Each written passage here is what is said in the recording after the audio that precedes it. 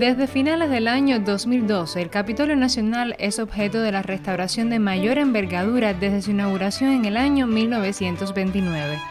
Debido a su condición de edificio con grado de protección 1, la prioridad fue rescatar sus valores arquitectónicos, históricos, tipológicos y al mismo tiempo actualizar todos los sistemas con los que debe contar un inmueble del siglo XXI. Exponente del eclecticismo, pueden apreciarse en él los códigos neoclásicos en elementos de fachada como la simetría, las columnas y el uso de esculturas como reinterpretaciones de símbolos clásicos, como es el caso de las magnas obras de Angelo Zanelli en la portada del inmueble y el Salón de los Pasos Perdidos, el trabajo, la virtud tutelar del pueblo y la república respectivamente. El Gran Salón de los Pasos Perdidos, de 120 metros de largo, acoge en su rotonda central la tercera escultura bajo techo más grande del mundo. Los corredores simétricos funcionan como vías de acceso a los extremos del edificio, donde se encuentran los hemiciclos del Senado y la Cámara de Representantes, las galerías y el resto de salones protocolares concebidos de forma paralela. Los nombres recuerdan etapas y próceres de la libertad nacional y latinoamericana. Salones como Baraguá, Simón Bolívar, Benito Juárez, el Salón de los Escudos y su homólogo Salón Baire, el Salón Martí de Protocolo y el aula contentiva de la biblioteca homónima destacan todos por la riqueza decorativa, su eclecticismo o marcado estilo renacentista en algunos casos. Los visitantes pueden observar también las colecciones permanentes, como los primorosos cristales, vajillas y la cubertería tanto del Capitolio como del Palacio Presidencial que se encuentran en el Salón Yara. Además, un espacio reservado a la información monográfica del edificio, sus proyectos constructivos, historias y etapas en el Salón Peralejo, mientras que el Jimaguayú reserva detalles de la colección de obras de Zanelli que tienen hogar en el Coliseo Habanero. Con la inauguración del Capitolio Nacional culmina un capítulo importante en la historia de Cuba y su patrimonio. El monumento es uno de los edificios cubanos más complejos y exuberantes, la joya de los primeros 500 años de la ciudad de La Habana y un llamado en gran escala a reconocer el valor de la creación humana y su preservación. Para la mesa redonda ha sido un trabajo de Thais Roque Arce y Pedro Díaz Rubio. Saludos a todos nuestros televidentes y radiantes. El pasado 10 de octubre en la noche se iluminó la linterna de la cúpula del Capitolio Nacional. Era una especie de coronación en un día de simbolismo patrio al extraordinario esfuerzo que ha significado rescatar para la nación una obra patrimonial, ponerla en toda su magnificencia para los habaneros y para los cubanos. Un regalo extraordinario a la ciudad de La Habana en su aniversario 500.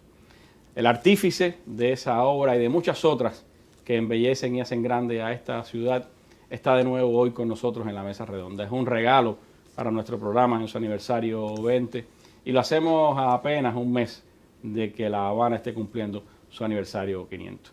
Gracias, Eusebio, por estar de nuevo con nosotros y aprovecho para transmitirle las felicidades de nuestro colectivo y sé que de todos los cubanos por su reciente exaltación como miembro honorario de la Academia de las Artes y las Ciencias de los Estados Unidos. Creo que es un premio a su trayectoria y un reconocimiento a Cuba en su persona. Bueno, Randy, primero ahí, un reconocimiento a Cuba. Yo creo que lo más importante a esta altura y a media altura y al comienzo del viaje de la vida de cualquier cubano, lo importante debe ser ese sentimiento que el padre Varela expresó de una manera tan bella cuando dijo que la patria no le debe nada a nadie, sino que nosotros lo debemos todo a ella. Esto es lo primero. Lo segundo, esa obra es la expresión política del Estado de preservar su patrimonio cultural contra toda alternativa. Eso está en la memoria de aquellas palabras memorables de Fidel en la UNIAC cuando habla del papel de la cultura. Está mucho antes cuando él se refiere a lo que ha de ser Cuba en el futuro, un país de hombres de ciencia y de cultura, porque sin la cultura, no como su forma vulgar, el culturosismo, que es aparentar que se conoce algo, pero en realidad no, sino la cultura como parte de un acervo familiar común que tiene que ver con lo educativo, que tiene que ver no ya con lo formal, sino con lo informal, con el comportamiento cotidiano del ciudadano ante la ciudad, valga la redundancia, la civitas, la ciudad. Se debe mucho también a todo lo que aprendí en esos años de los predecesores, de los maestros.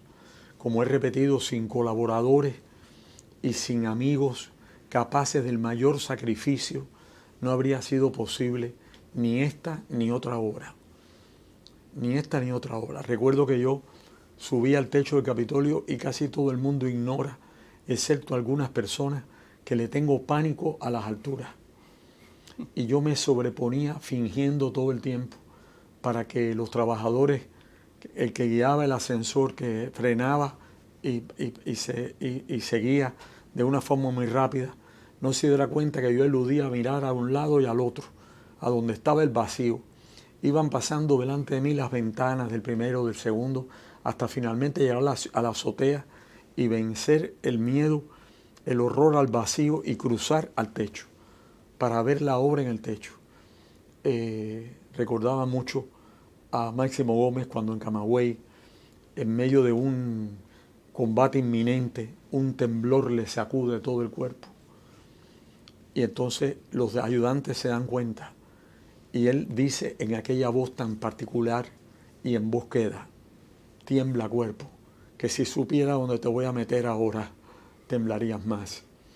Y yo pienso que el gran temblor fueron casi 50 años de obras de restauración, inspiradas en la voluntad de Cuba, en la voluntad de Fidel, y en el caso del Capitolio, como una voluntad expresa del general presidente Raúl Castro.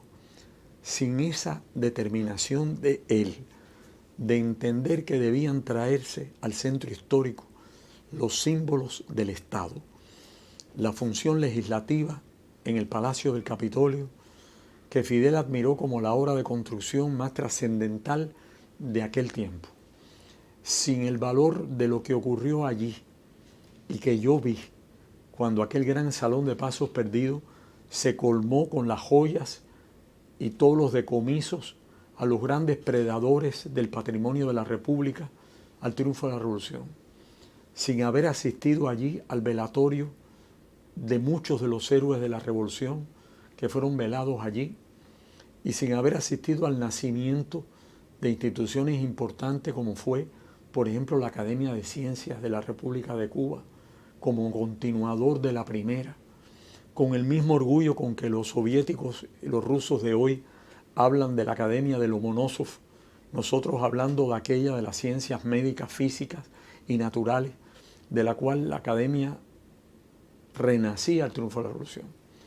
Pero todo eso trajo un desgaste, una ruina, si se quiere, del edificio, una pérdida de la orientación del valor de que el contenido se corresponda con el continente, más la belleza de la obra de los cubanos, arquitecto Rainieri, arquitecto Félix Govantes, arquitecto Evelio Cabarrocas, sin los cuales no se puede hablar de la historia de las grandes obras constructivas de la República, Carlos Miguel de Céspedes, como gran figura que fue del gobierno autoritario, despótico y tiránico después, pero cuya obra positiva en las obras públicas, la carretera central, los espacios públicos, los espacios ciudadanos y la construcción de un palacio legislativo. Y la cosa maravillosa de haberlo construido y haber llamado para esa obra a grandes figuras mundiales, como fue el gran arquitecto y escultor italiano Angelo Zanelli, autor de la monumental escultura de la República, o haber colocado en el lugar que le debió corresponder la cripta del Mambí desconocido. Quiere decir, el fundamento verdadero de la nación es esa.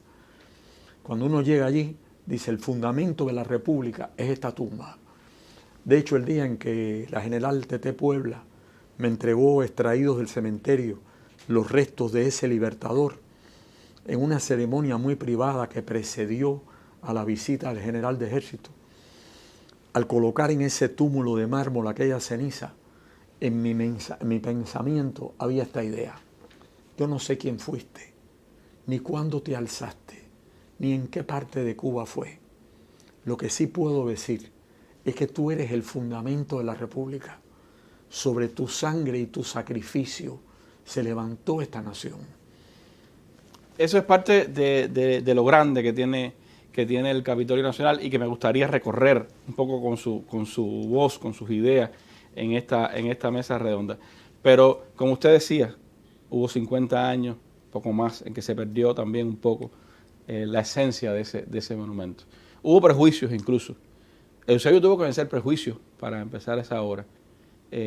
Fue fácil convencer de que había que rescatar el Capitolio Nacional, había que rescatar también la función legislativa para el patrimonio nacional. Fue más difícil eso que aquella vez en la calle de Madera frente al Museo de los Capitanes Generales. Randy, tú sabes que la historia hay que contarla como fue, no como nosotros quisiéramos, porque después nos pueden acusar mañana o hoy mismo de que la hemos picoteado, la hemos arreglado a nuestra manera.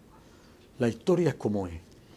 Y cuando alguien comete la ignominia de apartarse del escenario que le tocó vivir, lleva una estrella en su frente, que esa ignominia no lo borra, lo castiga. Por tanto, no se puede hacer tijera. El Capitolio Nacional no fue nunca la copia del de los Estados Unidos. Cuando yo visité el Capitolio de Washington, por invitación expresa del secretario de Estado John Kerry, que me formuló aquí en la Plaza de San Francisco durante la visita, vi las diferencias absolutas. Su cúpula es de hierro, la nuestra es una estructura con piedra, láminas de cobre y oro.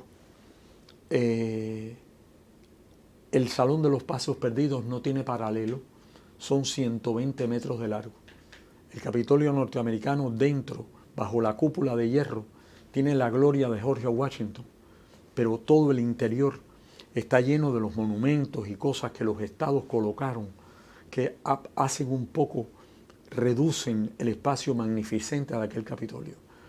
Nosotros con la aguja en este momento estamos a 91 metros de altura, más alto. Pero además de todo eso, todas las alegorías del Capitolio, partiendo de nuestra tradición grecolatina, es una exaltación del Olimpos al universo cubano. El Mambí se transforma en un héroe del panteón griego o viceversa. Desde el elogio del escudo nacional, hasta el elogio de las provincias, hasta los nombres incambiables de la sala, Jimaguayú, Baraguá, Guaymaro. Figúrate, Simón Bolívar, Benemérito de las Américas, Benito Juárez. Todo allí evoca a Cuba y América. Segundo, está dentro toda la gloria combativa de la nación cubana, toda su forma, el espíritu de la nación, que es un espíritu cívico y laico, donde aparece el patriotismo como la religión del Estado, como en la antigua Roma republicana, donde aparecen en la figura de la República, que por cierto, como bien se decía, el Buda de Nara bajo techo, o la estatua sedente de Abraham Lincoln, ante la cual está la imagen famosa tomada de Fidel, inclinado con la gorra, con la cabeza descubierta. Solamente la escultura de La Habana es la más alta, levantada para que sea más sacro el lugar, sobre una piedra traída de Egipto, una piedra del periodo posiblemente tolemaico, una piedra semipreciosa que los técnicos rusos restauraron y sobre la cual se elevan las casi 48 toneladas que pesa la obra de Angelo Zanelli, y las estatuas exteriores que representan, yo creo que las dos cuestiones fundamentales. Si las hubiéramos colocado nosotros, nos habrían dicho que era un acto puramente ideológico. El primero se llama el trabajo, y el segundo alude al primero, la virtud tutelar del pueblo. Un pueblo que no trabaja, una nación que no crea, una nación que vive dependiente, que debe y no paga, que consume y no produce, está conducida al desastre. Entonces, en lo alto de esa escalinata aparece ese perpetuo llamado, y dos atlantes sostienen el escudo de Cuba. Y hay tres puertas que fueron la obra de otro gran artista cubano, García Cabrera, que son la historia de Cuba en imágenes. Labrada, es una cosa extraordinaria. Una de ellas es la escena de la inauguración del Capitolio. Estamos hablando de aquella solemnidad en ocasión de la Conferencia Panamericana. y aparecen en la escalinata el presidente de Cuba, el dictador Gerardo Machado, y a su lado el presidente Calvin Coolidge. Cuando el pueblo ingresó en el Palacio Presidencial e ingresó en el Capitolio sin romper las puertas, alguien con un cincel y un martillo rompió dos rostros, esos dos, y dejó intacto todo lo demás, como diciendo: esto es lo que hay que saber de ahora y para siempre, que la verdad está en la comprensión de lo que ha significado la compleja relación entre Cuba y su aspiración a independencia y soberanía y el Estado americano.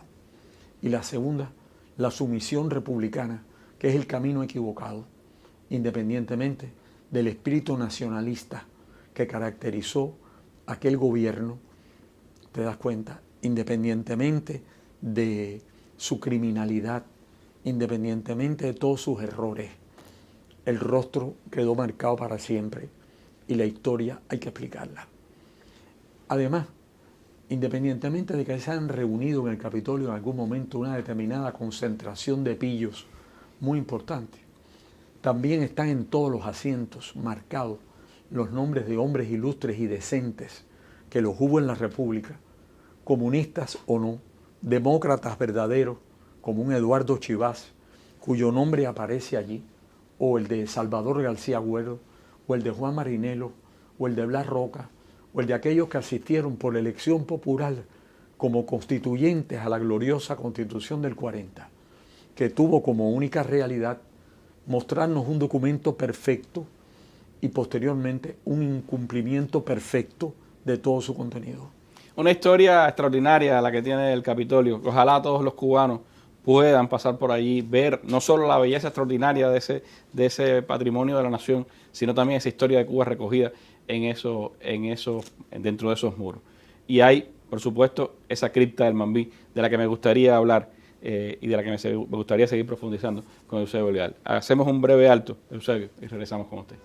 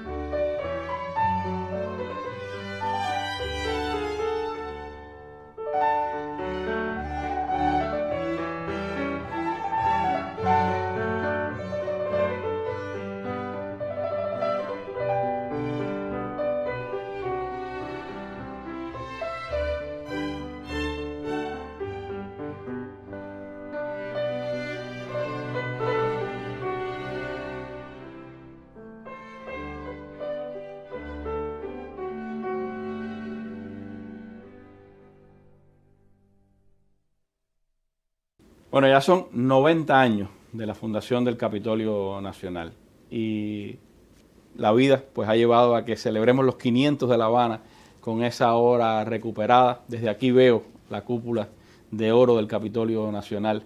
Y para los cubanos, para los habaneros, sin duda es una de las obras que simboliza lo que es llegar a ese 500 aniversario de la ciudad. Pero me gustaría ir a esos orígenes, a esa cripta del Mambí que visité con usted y que me sobrecogió cuando entré a ese salón. ¿Qué era aquello allí donde está hoy la cripta, Eusebio? ¿Por qué se empeña Eusebio Oleara en recuperar un espacio que nunca lo tuvo el Capitolio? Fue soñado, pero nunca edificado. El arquitecto Félix Cabarroca coincide en la idea de hacer en lo que es actualmente la rotonda bajo la cúpula, arriba en el gran salón, una especie de baranda, y en el fondo se miraba el féretro del soldado Mambí. Pero eso nunca llegó a realizarse. Posteriormente, esa sala queda consagrada con ese objeto. Hay fotografías. Y en 1958, en el epílogo de la tiranía abyecta, se hace allí una palafernaria de tratar de hacer lo que era imposible, porque las manos profanadoras no podían de ninguna manera hacer lo que allí se hizo. Hay fotos. Pero cuando triunfa la revolución, todo eso desaparece. Es borrado del mapa. Es como si aquello no debió existir, pero quedaba el espacio. Quedaba el espacio con sus dos entradas por industria, con las puertas selladas y la puerta blindada y las grandes copas para las ofrendas, y en el túnel que da bajo la escalinata faltaban las dos ánforas donde iba el aceite que debía encender la llama eterna. Esa llama y esa estrella con la llama fue realizada como obra de arte y llevada por el doctor José López Sánchez al Museo de Ciencias, de la cual en su momento, con la prueba en la mano y con la anuencia de la ministra y del ministerio y del museo, fue desde luego restituida a su lugar. En esa estrella de mármol verde y bronce aparecen como unos espíritus que eran, según la tradición latina, los manes de las víctimas inmoladas. Piensa en el discurso de Máximo Gómez Lázaro López. Los manes de tantas víctimas inmoladas reclaman de nosotros, que es decir, los espíritus de los muertos. Cuando tú ves el monumento de Maceo, ves la barca que tratan de echar al agua. ¿Quiénes son? Los espíritus de los muertos por la patria. Entonces, sobre la base de esa mística, se volvió a encender la llama. Se mandó a hacer el féretro que pesa varias toneladas. Se colocaron los laureles que lleva el escudo nacional y las hojas de acanto lo decoran, las argollas y la cripta.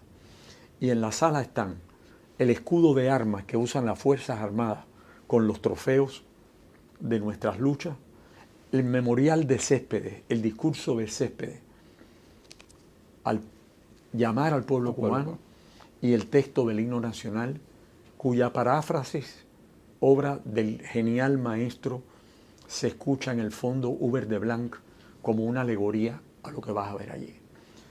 Entonces ese lugar está rodeado de las banderas de las naciones. Primero la de Cuba, con la de Céspedes, por el mandato constitucional de Weimar. La de Puerto Rico, la república que no fue, la causa jamás abandonada por Cuba. Y después las de las naciones de América y otras naciones del mundo. Ahora, todos los días, están frente a la tumba las coronas del presidente de la República, del general de ejército, primer secretario, y la del presidente de la Asamblea Nacional. Y eventualmente las que colocan los jefes de Estado y grandes personalidades que llegan. Y por lo general quieren que también su bandera esté en aquel lugar para rendir tributo a Cuba. Cuando se hace la obra del Capitolio, partiendo de una obra anterior fallida, hay imágenes de la voladura de una cúpula fallida y de un palacio legislativo que jamás se concluyó. Se aprovechan parte de las piedras y de los muros y se decide acometer el nuevo proyecto. Con Rainieri, que se había graduado en la Universidad de Notre Dame y en cuya universidad en su archivo pude ver sus trabajos sobre el Capitolio, conservados en el archivo de la universidad, del cual traje la primera maqueta realizada ya de lo que era la cúpula, de acuerdo al prólogo, al proemio de Rainieri. Después entran Gomantes y Cabarroca y entran la multitud de obreros cubanos, españoles, italianos, inmigrantes, que participan en una obra que debía licitarse antes del 20 de mayo del 27, para ser concluida el 20 de mayo del 29, como una carretera central que uniera finalmente sobre el camino real de Cuba el occidente con el oriente, un hotel para las delegaciones, el Hotel Nacional, que debía estar preparado para recibir a los presidentes, agua y tierra de los ríos del continente para sembrar el árbol en el antiguo campo del Marte, que era el campo militar español, que se convierte en el campo de la fraternidad americana. Se colocan las palabras de Martí: es la hora de los hornos y no se ha de ver más que la luz, unidas y apretadas han de estar. Y la puerta con los nombres de los partícipes en el acto, y a todo el mundo se le entregó una llave de oro de la puerta. Todas las llaves desaparecieron. La mía, la que nosotros tenemos hoy, se encontró porque el presidente de México la depositó, y así a lo mejor está en otras cancillerías, la depositó en el archivo en México. Y en el archivo de la Nación en México nos facilitaron la copia exacta de la llave que abre el jardín, que está regado con el agua del Orinoco, del Amazonas, del Río de la Plata, del Río Grande, de los grandes ríos de América. Qué simbolismo para lo que está pasando en estos días y para esa historia entre Cuba y México, ¿no? De Cuba y México. Y desde luego debía encenderse una linterna que fuera como el símbolo de una esperanza, que no era ya como la luz del morro para los navegantes, sino una luz que permitiera a los cubanos no extraviar el camino. Cuando tuve la oportunidad de guiar a Fidel allí, por primera vez en vida de la doctora tan querida Roselena Simeón, Fidel se maravilló y después me pidió el libro de la construcción del Capitolio. Se quedó maravillado al ver la obra, sobre todo porque al encontrarse el terreno cenagoso, fue necesario cortar en Baracoa árboles de jiquí monumentales, y con la tecnología de la época rodean la cripta del Mambí y el anillo sobre el cual está fundido el primero, el segundo, el tercero, y la cúpula que pesa miles de toneladas, los troncos de jiquí clavados, lo cual todo es para mí también una simbología de esta patria nuestra, porque hay jiquí y hay cahueirán y hay palos rojos de ácana enormes plantados ahí abajo. Además de todo eso, en la restauración no había sido posible, primero, sin los obreros que vinieron de la empresa nuestra, Puerto Carena, sin el apoyo de los órganos del Estado, todos convocados por el general de ejército, sin la escuela taller que formó cientos de jóvenes a los cuales ha estado consagrada la tarea del dorado, de los yesos. Piensa que las humedades rompieron muchos de los techos, que hubo necesario bajar algunos de los más importantes, reproducirlos de nuevo, volverlos a pintar y a colocar, que a 60 metros de altura han estado los andamios dorando las rosas de acanto, la biblioteca José Martí terminada y restaurada con lo que yo digo la caoba más primorosa de Cuba, y después se reunieron todo lo que llamamos los tesoros del Capitolio, vajillas, cubierterías, objetos de valor histórico, y después aparecen unas salas didácticas, la sala de los símbolos patrios con la más moderna tecnología que está aplicada también en todo el camino para saber dónde estamos y cómo podemos usar las audioguías. Hay guías en todos los idiomas. Han trabajado artistas italianos y técnicos italianos en la restauración de las grandes esculturas de Zanelli. Ellos lo han hecho durante miles de años.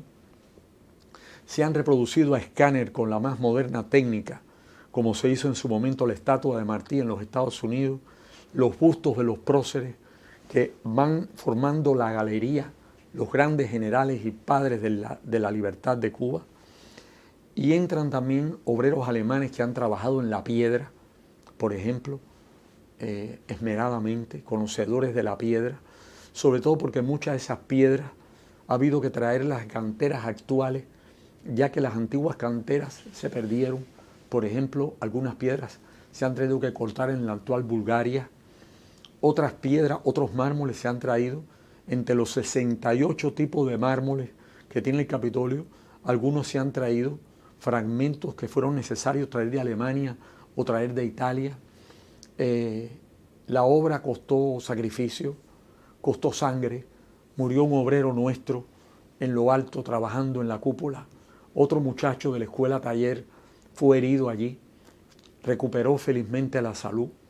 El otro llevará su nombre inscrito en el jardín del Capitolio, como están aquellos que murieron cuando se construyó el Capitolio y cuyos nombres cubanos y españoles aparecen ahí escritos. Es entonces, Eusebio, esta la obra más monumental de restauración, la obra arquitectónica de los últimos años más importantes que se ha hecho. Y se convirtió Hani en un problema tremendo. Primero, para vencer los prejuicios. Era un key de 15 años, una copia miserable de los Estados Unidos. No era ni Capitolio, ni siquiera monumento nacional.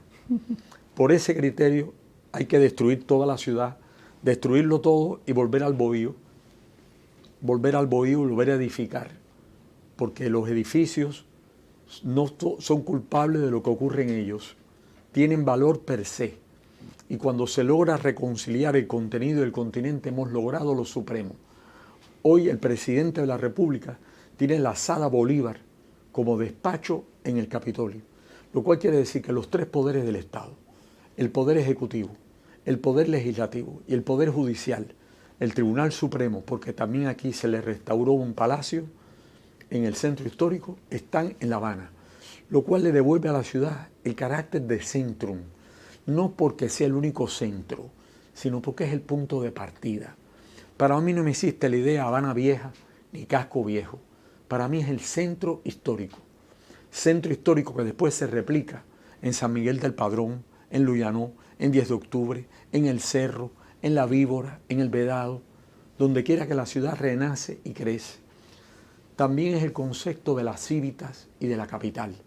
Capita del término latino cabeza, lo cual quiere decir que La Habana no tiene que ser, no copia a ninguna, ni tampoco envidia a ninguna, las representa a todas. La Habana es hoy un símbolo completo y absoluto de la nación cubana. Es el símbolo de sus libertadores, porque la historia lo construyó así. En el cementerio de La Habana está el general en jefe. A unos pocos kilómetros, el lugarteniente general. Y allá en Santa Ifigenia está José Martí y Fidel Castro. El balance está establecido, que es lo más precioso y lo que la aguja dorada del Capitolio significa, la unidad de la nación cubana. Solo así existió, existe y existirá un ente que se llama Cuba. Ahora, los prejuicios fueron derrotados. La admiración pública es absoluta. Se iluminará en las fechas patrias, para que no haya ni despilfarro de luz y el símbolo ya adquiera su verdadera dimensión. Y es como una corona colocada sobre la cabeza de la ciudad cuando va a cumplir 500 años. Esta ciudad que es la ciudad de su universidad, de casi 3 siglos, de su sociedad económica y patriótica, de su sociedad científica, de su academia de ciencias, de su educación pública, de su insurrección gloriosa, de sus héroes y educadores, de sus padres y fundadores. Una ciudad de la cual tenemos que sentirnos orgullosos los que somos parte de la clase obrera, los que fuimos alfabetizadores, macheteros, constructores, y que sentimos que todo esto es nuestro. Ahora bien, Randy, esto no puede acabar el 15 de noviembre. Ya yo mandé en todos los carteles a poner 501 aniversario, porque hace falta continuar y renovar la batalla y todo lo que se ha hecho en el centro histórico, con un sentido social, como lo concibieron Fidel y Raúl, y como lo ve el presidente Díaz-Canel. Construir cada año una bella escuela. El año anterior, la escuela de Martí, la preciosa escuela del Prado, el colegio de su maestro. Ahora la escuela Vilavoy en la Plaza del Cristo.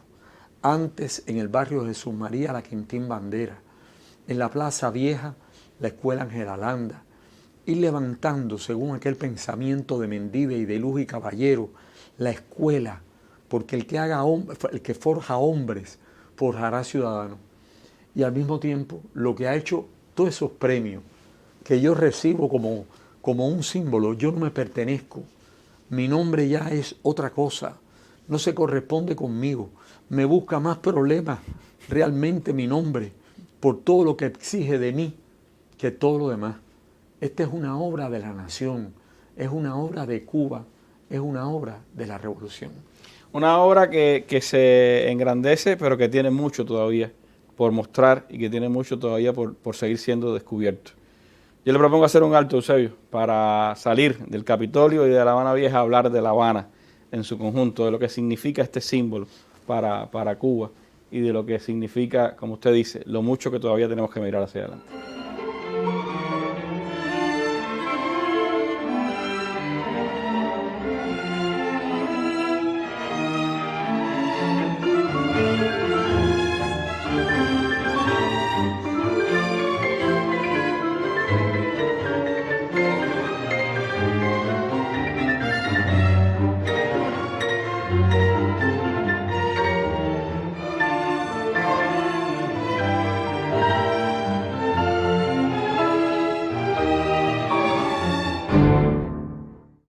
Bueno, regresamos para seguir conversando con Eusebio Leal. Un placer tenerlo aquí en la mesa redonda a poco menos de un mes de que la ciudad de La Habana esté celebrando sus 500 años. Una celebración que no es solo de la capital del país, que es de todos los cubanos y que ha convocado las voluntades de muchas personas en el país y que ha permitido pues que tengamos ese Capitolio que estamos viendo aquí y también muchísimas obras que se han dispersado por toda La Habana.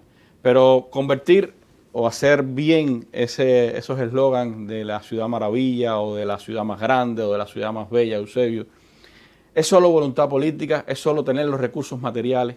¿Qué hace falta para que esta ciudad sea hermosa como todos aspiramos? Ay, Randy, cuando yo comencé a trabajar no existía nada de eso. Cuando Fidel llegó por vez primera me preguntó ¿qué necesita? Y le respondí nada. Y me dijo, ¿por qué? Y le dije, porque si yo empiezo a pedirle, usted no vuelve nunca. Chomi estaba delante y lo recuerda perfectamente. Aquello me salió del corazón. Cuando él trazó el decreto ley 143 y posteriormente el general presidente Raúl Castro lo suscribió, siendo el único decreto con sus modificaciones lógicas que ha podido ser firmado por 2 presidentes en la historia de Cuba, se le dio una importancia extraordinaria al patrimonio nacional, una importancia enorme. Los recursos, puedes tener todos los recursos que quieras, pero si falta ese coraje, si falta esa voluntad, si falta esa capacidad negociadora que hay que tener, si no se sabe ceder para ganar, si no se sabe, como decía Lenin, dar 2 pasos atrás para dar luego uno adelante, cosa que para muchos era una incógnita, casi filosófica. Si no se logra pensar que lo que hasta ayer fue conveniente, ya hoy no es prudente, que como en la biología, en la sociedad, hay que adecuarse a los tiempos, que en el concepto de revolución Fidel lo prevé perfectamente y lo define. No se trata de cambiarlo todo para que nada cambie, lo cual sería un cambio de colores, un matiz, ni tampoco actuar bajo presión de ninguna circunstancia, sino como fuerza como resultado de una fuerza creativa, renovadora, que no convierte en consignas ni convierte en lápida lo que debe ser palabra viva, porque la palabra es la que vivifica. La letra sola muere. Mira, acabamos de aprobar la ley de la bandera. Lo importante no era la ley de los símbolos, lo importante es que se cumpla. Lo importante no es que esté escrita, lo importante es que esté aquí y que esté aquí. Quiere decir, como decía el doctor Raúl Roa en una asamblea memorable, concordes con el corazón. Entonces hace falta mucho corazón. Hace falta saber a veces retroceder, recuperar fuerza. Hemos estado a merced del fuego, a merced de las penetraciones del mar, a merced del ciclón, y siempre ha habido esa voluntad renovadora. Así se cayó el árbol, levantarlo. Cuando vino aquel gran ciclón arboricida, con el apoyo de las Fuerzas Armadas, traje 14 grandes árboles, de los cuales sobrevivieron 3 y se plantaron en el jardín del Castillo de la Fuerza. eran árboles más que centenarios. Cuando caen los árboles, viene la fiesta del hacha. Y más bien aquí había que dar un símbolo. Traer el árbol y colocarlo y decir, si se muere lo pongo. Cuando se murió el árbol del templete, 50 años después, y yo me recuerdo que estaba muy enfermo, se acercaba la visita anunciada del presidente de los Estados Unidos y se trajo para plantar el árbol nuevo. Y yo recuerdo que a nadie se le avisó y yo pedí, llévenme al momento. Recuerdo que me trajeron entre 2 personas y un poco oculto vi el momento en que mis colaboradores, muy jóvenes todos, echaban tierra con las manos sobre las raíces de la ceiba nueva. Y dije, esto es. Cada generación tiene que plantear su árbol. Cada generación tiene que hacer su propio esfuerzo, su propia interpretación de los códigos. Alfredo Guevara, mi amigo y mentor, en tantas ocasiones, me hablaba más cerca de Mariátegui y de Gramsci que el socialismo en nuestra patria tenía que ser, y en el continente y en Cuba, una creación heroica. Heroica es, pero a veces se olvida que tiene que ser creación. Por eso admiro tanto la obra del general presidente como continuación de la obra de Fidel.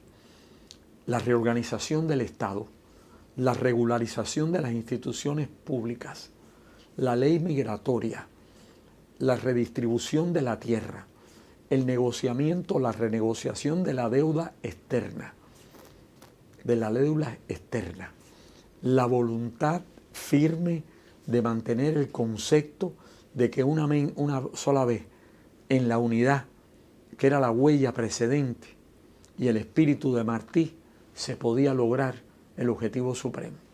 Entonces, para mí la restauración no ha sido más que una excusa para trabajar ardorosamente por algo mayor, más grande, más importante, por lo que tú, la mesa y todos nuestros amigos han trabajado con el alma misma, que es por Cuba, no en abstracto, porque Cuba no es una cosa abstracta, ni cubano es el accidente de nacer aquí, un parto accidental. No. Cubano, como decía nuestro sabio Fernando Ortiz, es algo más que la aceptación, es porque se puede ser también por adopción. Y ver a Cuba como el centro del mundo. Máximo Gómez, Ernesto Guevara, Juan Ríos Rivera, ¿cuántos más? El indio Atuey. La isla, el espacio que nos toca como espacio de creación, de fuerza, de renovación, de palabra nueva, de discurso de fe, de espiritualidad, de reconocer la espiritualidad del pueblo cubano, sus características, sus formas de ver el mundo, respetar profundamente todo eso.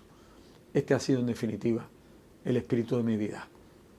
Usted, antes de entrar acá, me daba un abrazo entrañable, me llegó al alma, y me decía, solo los que perseveran triunfan. Yo creo que ahí está también la clave de lo que ha hecho usted, de lo que ha hecho sus colaboradores y lo que se hace en la nación. Pero ¿qué simbolismo tiene, hablando de nación, de socialismo que usted hablaba, qué simbolismo tiene que llegue esta ciudad, la capital de Cuba, a sus 500 años en medio de tantos desafíos, de tantas amenazas, de tantas complejidades que hemos vivido, incluso hasta el peligro de una guerra nuclear? Han tratado de poner un muro en torno a ella. Es imposible. Cuando el barco blanco o los cruceros ingresaba, era como la ruptura de ese bloqueo brutal, inmoral, continuo, casi domiciliario, inculto que se le impone a Cuba. Sin embargo, aun cuando lo truncaron de manera violenta, de hoy para mañana, dije, no importa. El canal del puerto está abierto. Durante 5 siglos entró la flota al puerto de La Habana, en los primeros siglos, trayendo los destinos de América en sus tablas. Se enfrentaron en el en el estrecho de la Florida, a la boca del Golfo de México, en el Cabo del Holandés, saliendo camino de las Canarias por la ruta atlántica con piratas y corsarios, y sin embargo La Habana prevaleció. Prevaleció el incendio de Sores, al sitio brutal de los británicos en 1762, con sus artilleros negros, con sus mujeres valientes, con su don Luis de Velasco en lo alto del castillo, defendiendo sobre el muro la fortaleza, y el Marqués González.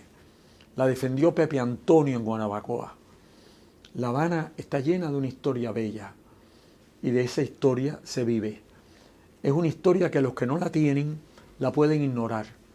Cuando una potencia tremenda, en medio de la guerra, las guerras europeas, bombardeaba la ciudad de Zaragoza sin piedad, se invitó a uno de los oficiales franceses con los ojos vendados a entrar en la Zaragoza bombardeada, y se le llevó a ver alrededor del Templo del Pilar, donde estaba el Hospital de Sangre.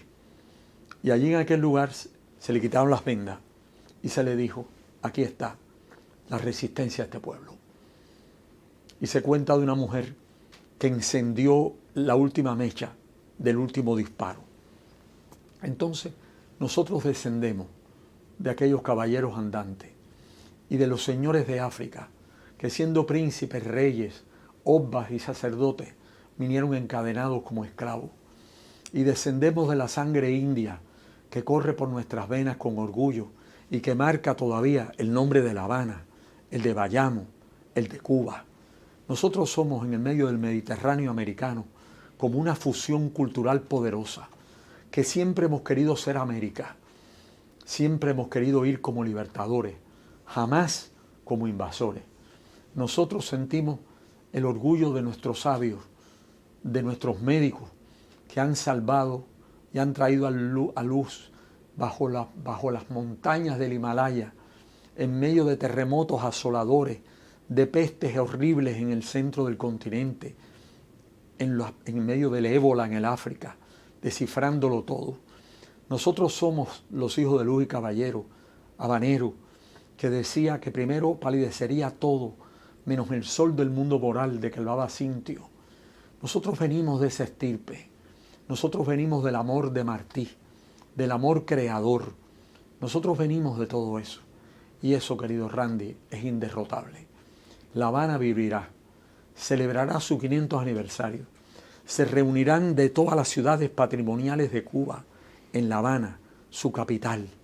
Y yo, que he tenido el honor de hablar en el 500 aniversario de Santiago, de Puerto Príncipe de Camagüey, de Trinidad, por ejemplo, que no pude asistir a otros lugares porque ya no fue posible, pero que todos están en mi corazón, que pude hablar en Baracoa, la primera ciudad fundada.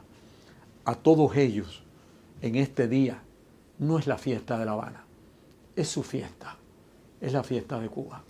Eusebio ha vencido también enormes desafíos en lo personal y ha vencido también enormes obstáculos en toda su vida. Llegar a los 500 de La Habana, estar ese 16 de noviembre del 2019 acá en esta ciudad, ¿qué simbolismo, qué significado tiene para Eusebio Leal? Sin mi formación cristiana, martiana y fidelista, no habría sido posible hacer algo más allá de lo que mis fuerzas humanas o mi propio valor me habría permitido. Siempre he creído en esos valores éticos. Y en los momentos de mucho sufrimiento personal, y créeme que te lo digo de corazón, y tú has hablado del abrazo. ¿Tú sabes por qué, Randy? Porque cuando tú comenzaste en la mesa redonda y subíamos por aquella escalerita y Fidel preparó todo aquel salón para convertirlo en el escenario de una gran batalla que debía ser por muchos años, cuando lo acompañamos frente a la embajada americana, fusil en mano, para decir: Ave César, morituris te salutan, los que vamos a morir te saludamos. Y hemos sobrevivido, los que tuvimos el honor de vivir esa época, y que, como decía un general del Ejército Libertador a su hija, la insigne poeta Dulce María Loina: cuando se ha vivido una gran época o un gran tiempo, uno vive prisionero para siempre de ella. Yo vivo prisionero para siempre de ella.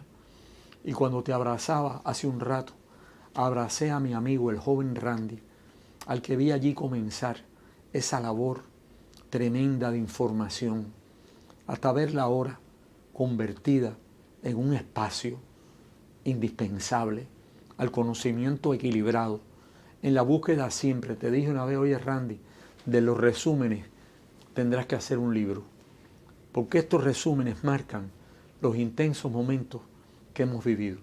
Efectivamente, me he sobrepuesto cuando no lo esperaba al golpe de la enfermedad, pero bueno, me recordó que somos seres humanos, que la vida es efímera y que lo importante es la sobra. Yo no aspiro a nada, no aspiro ni siquiera a eso que llaman la posteridad. Yo no aspiro a nada, yo solo aspiro a haber sido útil. Y le pido perdón a todos aquellos que a lo largo de la vida, en la búsqueda necesaria de lo que creí mi verdad, pueda haber ofendido. Y a mis propios errores que cometí con la pasión juvenil en que todo hombre y todo pueblo busca sus propios caminos. Yo creo que al final lo encontré. Y que esa luz que veo ahora ahí en medio de las tinieblas del ocaso es finalmente el camino. Vuelvo otra vez a una pregunta que le hice hace un año. ¿Habrá un simbolismo en este 500? La ceiba a la que se le dará la vuelta es la ceiba nueva. Quizás es la premonición de la ciudad nueva que tiene que venir. Cuando Eusebio le dé las vueltas ese día, esa noche a la ceiba, ¿qué le deseará a esta ciudad en el futuro? ¿En qué pensará? Salud y futuro, y que cumplan lo que está escrito.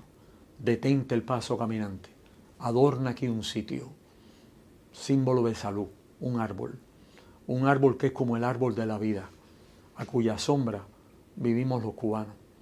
Ese árbol es también un símbolo de que no puede haber ciudad sin naturaleza, de que es importantísimo para los cubanos, que creemos todavía felizmente, y es verdad, hasta cierto punto, que se lanza una semilla y nace una calabaza en el patio donde menos lo esperamos, que sin embargo hay que cuidar, que la ciudad tiene que librarse de la polución, de la contaminación, que hay que salvarse del cuidar ese mar, que hay que cuidar esta tierra, que hay que cuidar los jardines, las fuentes públicas, los monumentos, que es más fácil condenar, yo lo sé, que educar, que es más fácil quitar un monumento que explicarlo, pero ya esa hora pasó. Ahora lo importante es educar. Y como dice el presidente Miguel Díaz-Canel, no me dejen solo en esta batalla, que es la batalla por la decencia pública.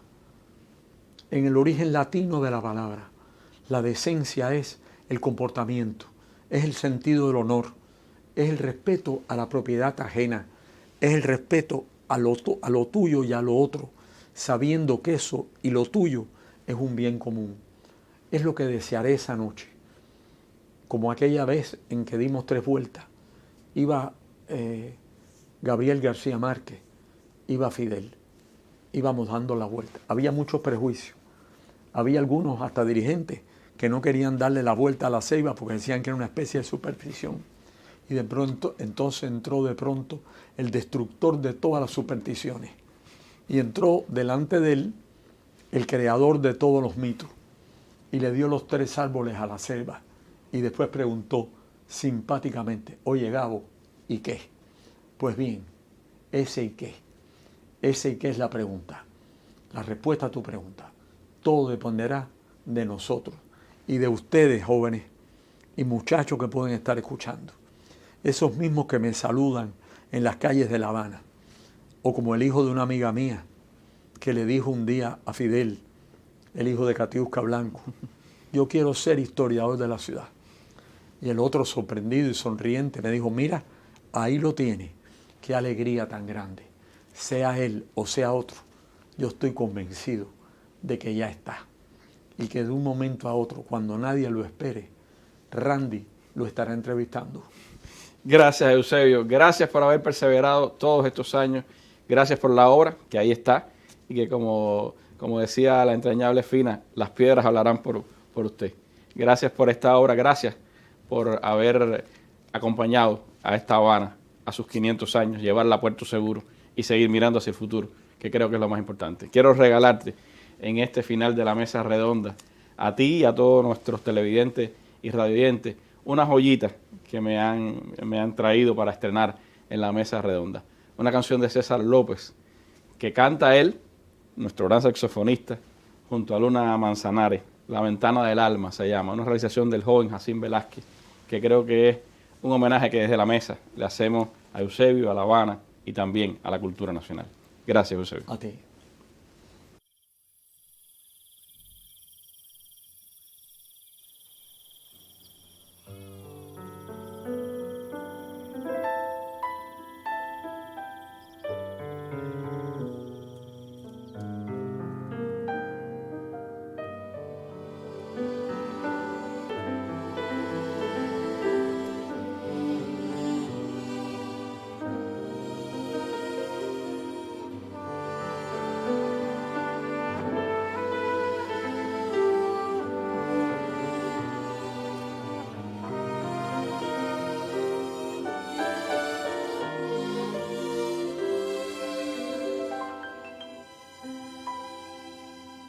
Por la ventana que tiene el alma, te estoy mirando. Veo tu risa llena de encantos, quedo atrapado por tu esplendor. Dile a la ausencia que nunca pase por nuestro amor. Un catalejo tengo en mis manos, te estoy mirando. Veo y me asusta quererte tanto, vivo pensándote. Dile a la ausencia que nunca pase por nuestro amor. En el susurro de una canción te estoy mirando. Lo mío es tuyo, tuyo es lo mío, luz para ti. Entre murallas, entre paredes, yo pude verte. Lo mío es tuyo, tuyo es lo mío, luz para ti. Por la ventana que tiene el alma, te estoy mirando. Veo tu risa llena de encantos, quedo atrapado por tu esplendor. Dile a la ausencia que nunca pase por nuestro amor.